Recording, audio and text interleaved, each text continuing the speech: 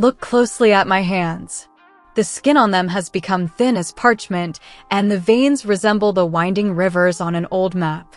My name is Olivia, and I am 82 years old.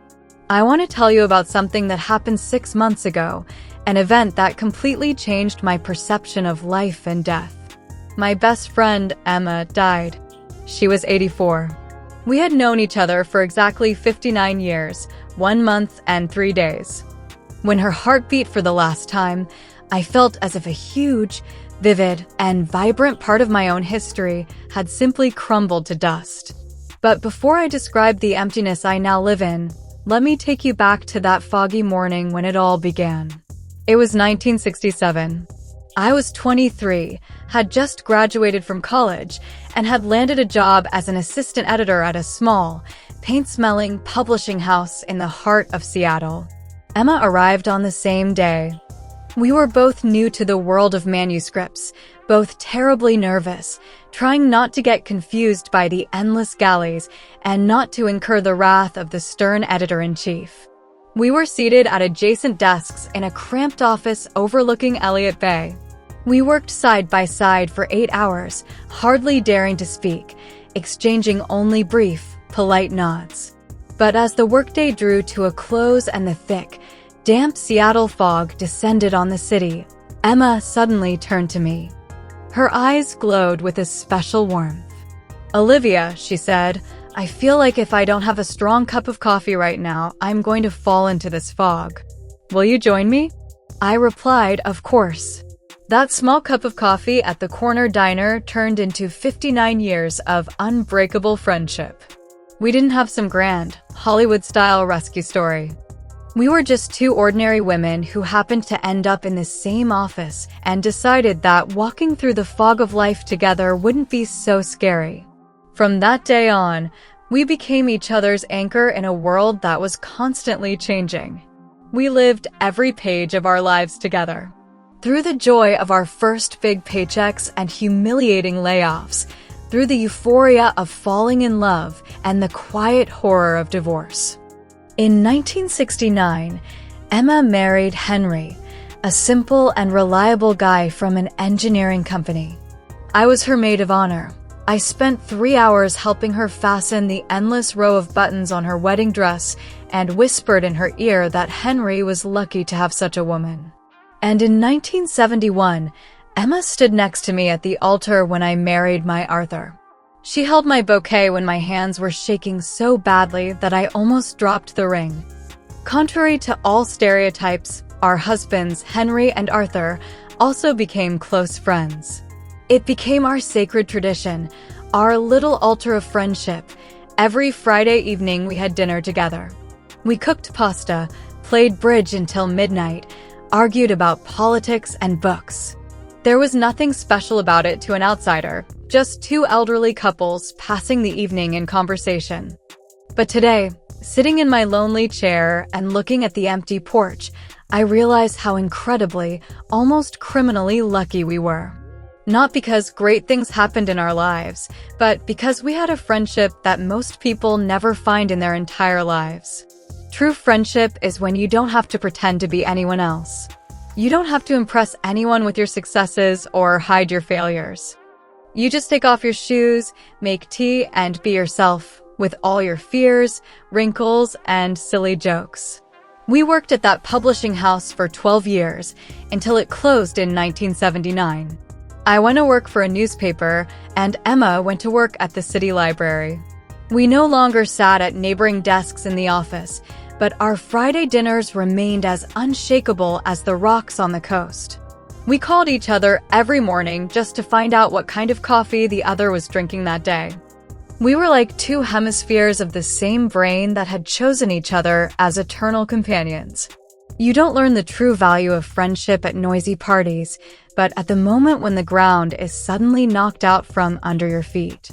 In 1985, my father passed away. It was my first great loss, the first crack in my world. I remember that day at the cemetery, typical Seattle rain, fine and cold, turning the ground into slippery clay.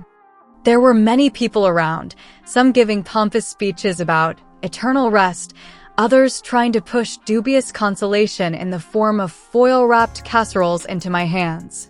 But Emma was different. She didn't say any of those empty phrases people say when they're uncomfortable with someone else's grief. She just stood next to me under a huge black umbrella, her shoulder pressed tightly against mine, and she squeezed my hand so hard that I could feel the pulsing of her blood. That was more than enough. You see, when you lose the person who is your anchor, words are unnecessary. You don't need explanations about God's plan. You need someone who isn't afraid to stand beside you in your despair and who doesn't look away from your tears. 7 years later, in 1992, it was Emma's turn to go through her own personal hell. Her son got into a very bad situation, drugs, petty theft, and ultimately a year behind bars. Emma, always so proud and composed, literally fell apart. She shut herself in her house, drew the curtains, and endlessly blamed herself. Where did I fail? On which evening did I not finish reading him a fairy tale? Why was I at the library instead of with him? I came to her every evening after work. I didn't knock. I had had my own key for a long time. I just walked in, made tea, and sat down next to her on the sofa in the dim light. I repeated the same words she had once whispered to me. Emma, life isn't just about our plans. Sometimes storms come along that we didn't ask for, and that doesn't make you a bad mother. Her son eventually got out, changed his life, got married, and gave her 2 grandchildren, whom she later proudly cried over. But it was during those long months of silence in her living room that I realized one fundamental truth. When you're young, you think friends are people you have fun with. But true friendship is when you can sit with someone in complete, deafening silence because there are no more words and the other person's presence is the only oxygen you have left. Emma and I became more than friends. We became witnesses to each other's lives, keepers of shared secrets that we wouldn't even trust our husbands with. In 2008, my Arthur burned out from kidney failure in literally 6 months.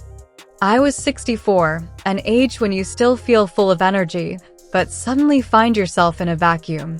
The bed we had slept in for 40 years suddenly became unbearably huge and cold. My children, by then grown-ups with their own mortgages and midlife crises, called on Saturdays, but they had their own lives. And I had nothing but the echo in an empty house. And then Emma took my life into her own hands. For the entire first month after the funeral, she came to me every morning at 8 o'clock. She didn't ask for permission. She just showed up with a bag of fresh pastries, made coffee, and forced me to eat breakfast. She sat with me for hours, letting me tell the same stories about Arthur over and over again, letting me howl in pain and smear mascara across my face. She never said, "Pull yourself together," or "Life goes on." She just stayed by my side, accepting my grief as her own. I fell into a deep depression. I didn't want to go outside. I felt that if I stepped outside the door, I would completely betray the memory of my husband. But Emma, oh, that woman was more stubborn than the ocean itself. She kept coming. She would say, "Olivia, put on that blue coat. We're going to our old coffee shop. They've changed the coffee, and we need to give our verdict." And I would go. At first, I had to force myself, almost hating her for it, but then I was grateful because I realized she was the only thread connecting me to reality. And in 2013, tragedy struck her. Her Henry died instantly, right at breakfast. His heart just stopped while he was reading the newspaper. Emma called me at 4 in the morning. Her voice was a barely audible whisper, devoid of any emotion. It was the sound of absolute shock. I arrived at her house 15 minutes later. I found her in the kitchen, sitting in the same chair opposite Henry's empty place, just staring at his half-finished cup of tea. We sat there in complete silence until dawn. I didn't need to explain anything. I didn't need to choose my words carefully. She knew that I felt every breath she took, every spasm of her heart, because I had already been in that abyss. We became even closer, if that was possible. We became 2 widows, two halves of a whole, learning to breathe again in a world where our men were no longer there. We met twice a week for breakfast in the same booth where we had sat for the last 30 years. We talked about the weather, our grandchildren, rising prices, all sorts of nonsense that was really the only way to keep from going crazy from the silence in our homes.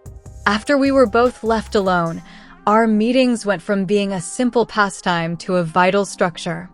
You know, at 80, the most dangerous thing is to lose your rhythm, to let the silence in your house consume you. So Emma and I made an unspoken pact. Every Tuesday and every Thursday at 9 o'clock sharp, we would meet at our old diner, the Lighthouse.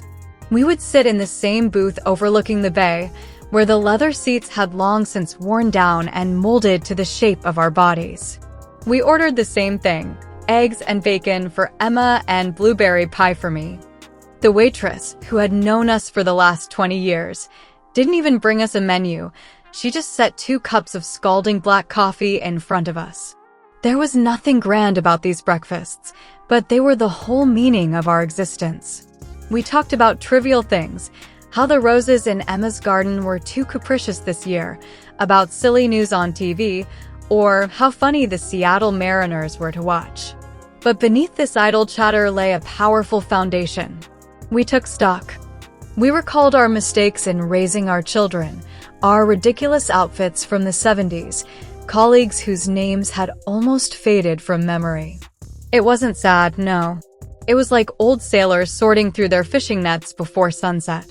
We laughed at what once seemed like tragedy and realized that the only thing that mattered was that we hadn't let go of each other's hands. We witnessed Seattle change, old brick houses replaced by glass towers, but our friendship remained the only constant in this crazy world. When you're young, friends are the backdrop to your successes, but in your 90s, a friend is someone who remembers who you were before life laid its layers of dust on you. Last year, I began to notice some frightening changes. Emma had always been the engine of our couple. She walked faster than me and was always the first to find topics for conversation. But suddenly she began to quiet down.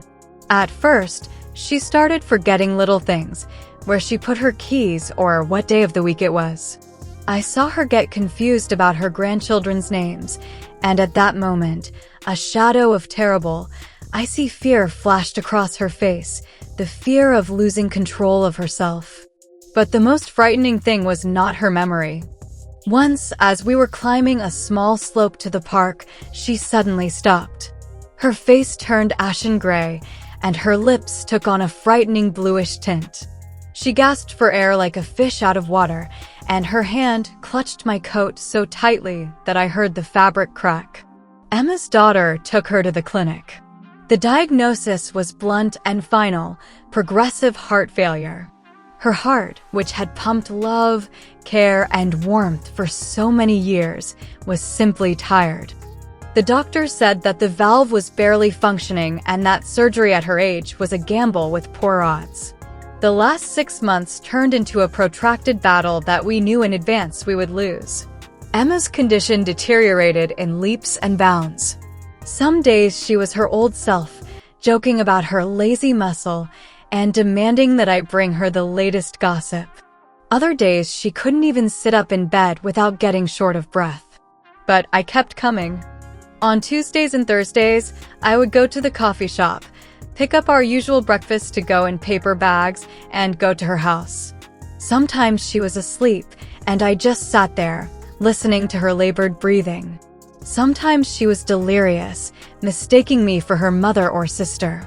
But when she opened her eyes and saw me, her gaze cleared. She smiled her weak, weary smile and whispered, "Olivia, you came. You always come." It didn't matter whether she recognized me or not. I was there for both of us. I was there because 59 years of friendship couldn't just be left outside the hospital door. I held her hand, cold and fragile, and felt life slowly, drop by drop, leaving her vessel. I told her stories from our 1967, reminded her of the smell of printing ink and the taste of that first coffee, until her breathing became steady. It was our last project, the most difficult layout we had ever had to do. 6 months ago, it all ended.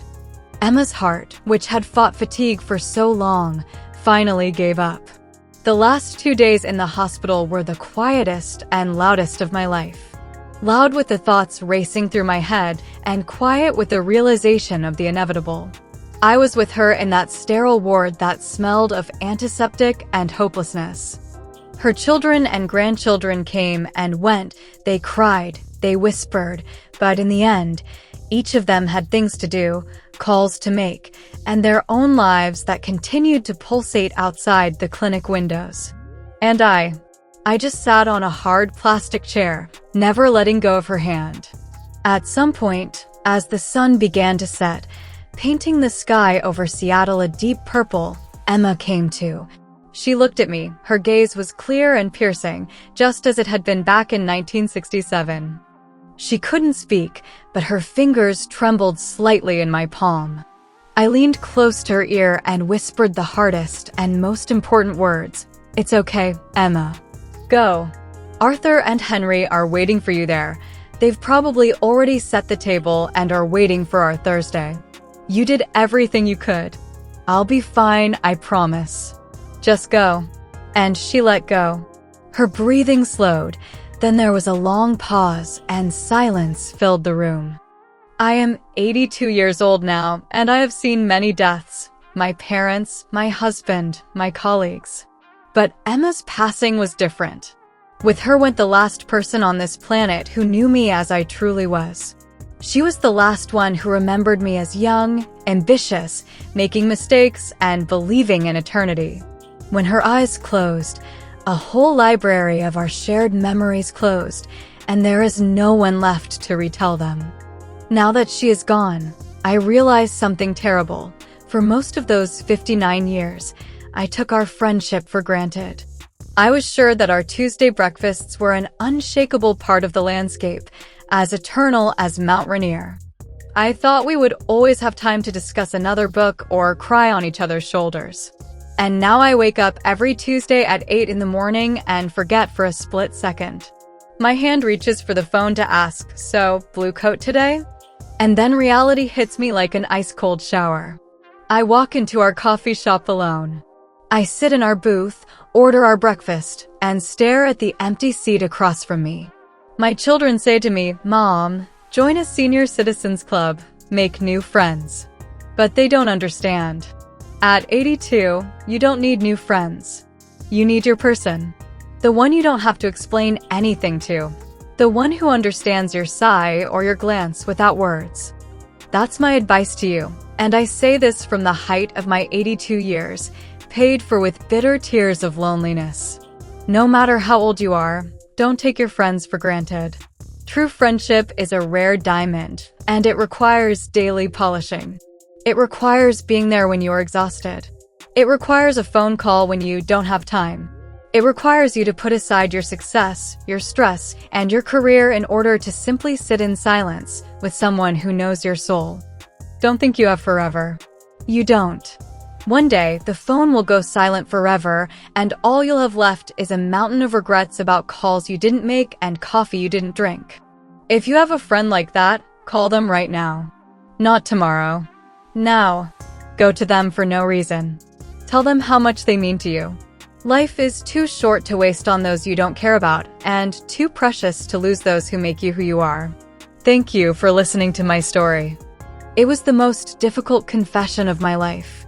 If this story about Emma and me made you remember someone important or helped you realize the value of your surroundings, please subscribe to our channel. We collect stories here that remind us of what is important before it is too late. Like this video so that it spreads across the internet and reminds thousands of other people that friendship is life itself. Your like could be the push that someone needs to pick up the phone and reconnect with a lost friend. And be sure to write in the comments, how long has your longest friendship lasted? Have you been through hard times together? I read every word you write, and your stories of loyalty and support are what help me not feel so alone in this empty coffee shop. Share this video with your best friend. Let it be your declaration of love and a sign that you cherish every second you spend together. Take care of each other. Don't wait for the right moment. It's already here. Life isn't what happens next. It's what happens while you hold your friend's hand.